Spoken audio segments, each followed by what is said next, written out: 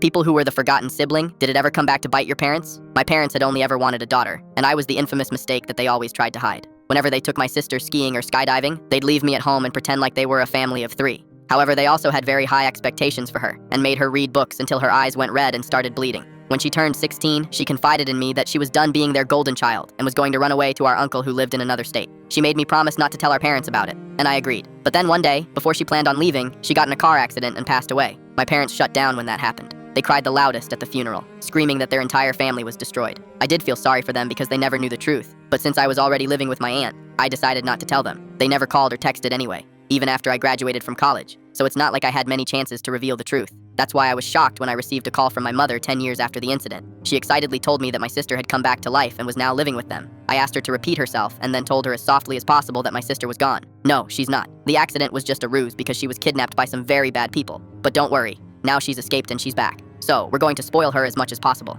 I immediately got into my car and drove back home, wanting to meet this person who was obviously impersonating my sister. And just as I expected, she looked nothing like my sister's old pictures. Instead, she looked like she had been living on the street for years with a rough look and hair that went below her shoulders. She greeted me with a smile. "Hey, you're my brother, right? I remember how you used to bully me." My parents immediately started laughing like she had told the funniest joke in the world, despite the fact that I never bullied her. I understood what was going on. This woman was a con artist and she saw her opportunity to deceive my parents. Probably because she saw them doing that ritual at my sister's gravesite. Every month, my parents would load up all my sister's favorite things in the car and go to where she was buried. Then, they would spend hours begging her to come back and play with the toys again. I took my mother aside and explained to her that we had seen my sister's corpse, and she instantly went, "No, that was just a fake planted by the people who kidnapped her. She's already explained it to us." Then both my mother and my father proceeded to gush over my sister's new appearance, calling her beautiful, even though she looked like Shrek after a rough divorce. I decided enough was enough and told them the truth, that even if my sister was still alive, she would never willingly come home to them. I showed them my text that clearly said my sister was planning on running away. I told them that this woman was simply trying to scam them because they were still grieving